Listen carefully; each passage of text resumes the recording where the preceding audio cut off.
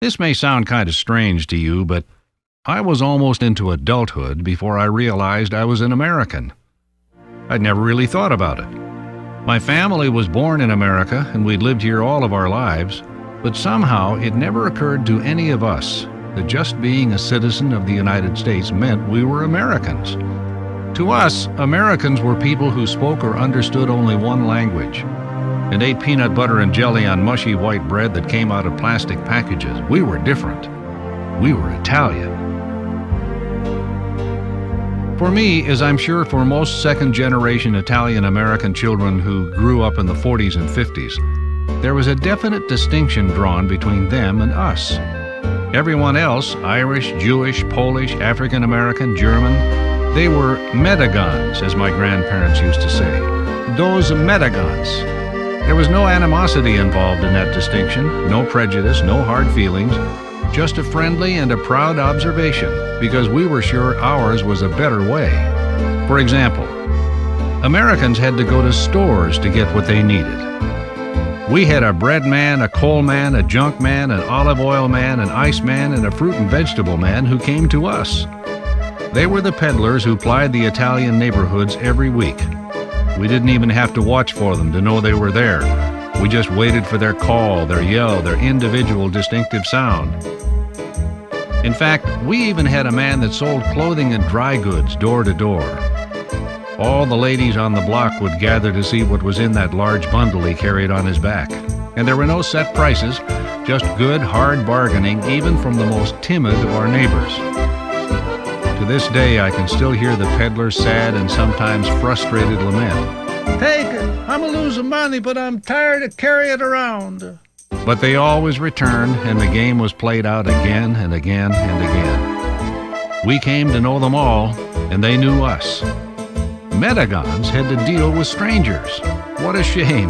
Truly, I felt sorry for them. And without home delivery, they never knew the pleasure of waking up in the morning to find a hot, crisp loaf of Italian bread waiting behind the screen door.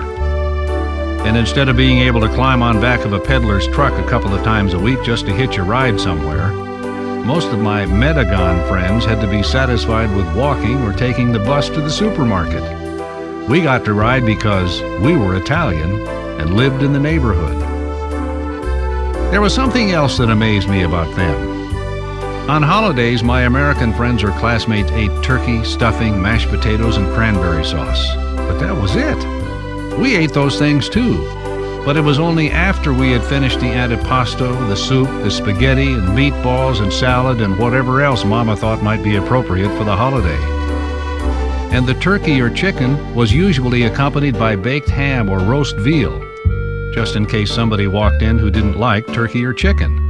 And all of that was followed by an assortment of fruits, nuts, pastries, cakes, and of course those homemade cookies we called pizzelles. No holiday was complete without some baking. None of that store-bought stuff for us. That was the way we learned early in our lives how to make a 7-course meal last from noon until 4 p.m., how to handle hot chestnuts without burning yourself, and how good it tasted to put tangerine wedges in red wine. I truly believe Italians have a lifelong romance with food.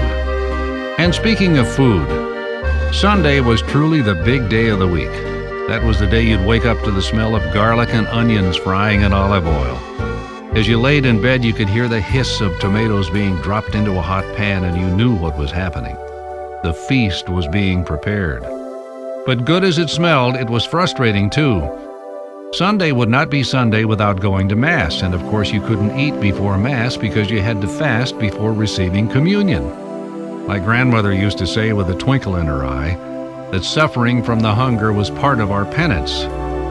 But the good part was that we knew when we got home from church we'd walk into the house and smell hot meatballs frying in the kitchen and race for the table. Nothing, absolutely nothing tasted better than those meatballs and chunks of crunchy Italian bread dipped into a pot of that sauce. Even though it has been years, I can still taste it. Another big difference between them and us was that we had gardens. Not just flower gardens, but huge vegetable gardens, as my grandparents used to say, where we grew tomatoes, and more tomatoes. we sliced and ate them raw, cooked them and canned them. We called it jarred. Of course, we also grew peppers, basil, lettuce, zucchini. Some people even had a fig tree. A few of us raised chickens so we could have fresh eggs every day.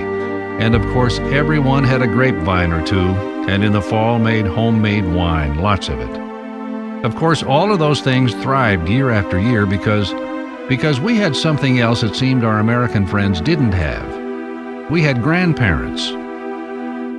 Now, it wasn't that they didn't have grandparents, it was just that theirs didn't live in the same house or on the same block.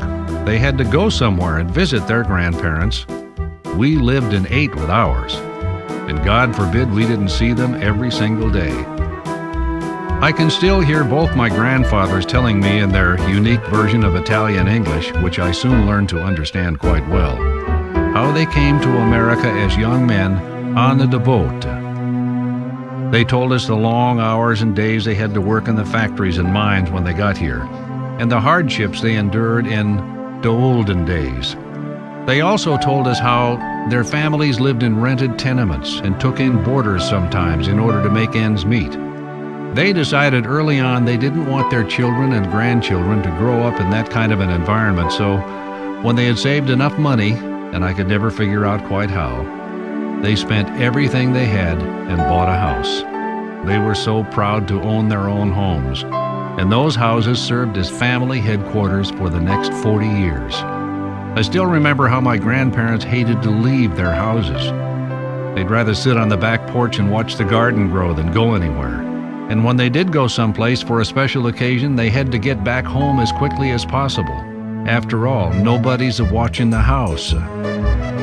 When I was old enough to drive and age limited their mobility, sometimes they would ask me to drive them to the Italian club in the machine. They were so proud of me, and I felt so important. I will never forget that. I also remember the holidays when everyone, all the relatives and at least a few friends would gather at somebody's house. There'd be tables filled with food and lots of homemade wine. There was always somebody playing music somewhere. There were women in the kitchen, men in the living room or outside under the grape arbor, and kids everywhere. First cousins, second cousins, third cousins. I must have had 1,000 cousins. After all, my father came from a family of 9, my mother a family of 8, and they all had families, all of whom lived close to us. There were literally cousins of every age, more than enough to go around. And we all found a best friend with at least one and became inseparable during childhood. And I still remember how my grandfathers would sit in the middle of it all, holding court, grinning and nodding their heads as they surveyed their domain, proud of how well their children had done. All the boys were good workers with steady jobs and families of their own. And the girls all married well and had fine husbands and healthy children. And everyone knew respect. I never realized what a good and unique life I had until I went away to college. And then for the first time I was away from my family and neighborhood and lived amongst them, the Medagons. And their lifestyle was so different. For example, their packages from home consisted of a few cookies and a check. Mine had salami, pepperoni, olives, pizzelles, and whatever else my family thought necessary to sustain life as we knew it. Plus, Mama always included a few dollars in the package along with a note, telling us that she loved us and hoping that we were getting enough to eat. One thing she never asked about was how we were doing in school. That was just understood. You studied hard and you got good grades because you would never let the family down. It was too important. After all, my grandparents had no formal education at all. My parents could not finish high school because they needed to work and help at home. And now here I was in college, fulfilling their dreams. When my grandparents died, things began to change for the family. Slowly at first, but soon uncles and aunts and cousins moved away from the neighborhood and eventually cut down on their visits. The big family gatherings became fewer, and something seemed to be missing when we did get together. It just wasn't the same. We didn't realize it, but we were slowly drifting apart as time and space eroded the daily bond that once tied us all so closely together. The holidays changed too. The great quantity of food we once consumed without any ill effect wasn't good for us anymore. Too much starch, too much cholesterol, too many calories. And nobody bakes anymore. We're all too busy. We just buy what we need and talk about how much it tastes like mom's or grandma's. Even the neighborhood is different. The carefully painted and maintained houses my grandparents bought so long ago are covered with aluminum siding and just don't look the same. My mother still lives in one, and strangers, Metagons, live in the other. Of course, all the gardens have disappeared now, planted in grass or ground cover. The grapevines are gone, and the last of the homemade wine has long since been drunk. For a few years, we did try to make regular rounds and visit, but we're all spread too far apart now, so we use the phone a lot. Today, we meet at weddings and funerals and visit the cemetery often. Many of the people we cared about are there now. Grandparents, uncles, aunts, cousins, even my own father. Now, when we do get together, it's either at my house or my sister's house, and we still enjoy it. After all, family, la familia, is still everything. But for those of us who remember back when, it's just not the same. Too many things are missing or different.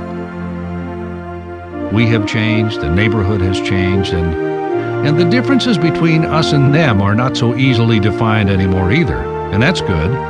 I think that's the way it's supposed to be. It is the nature of things to change, as surely as the passage of time. My grandparents were Italians. My parents were Italian-Americans.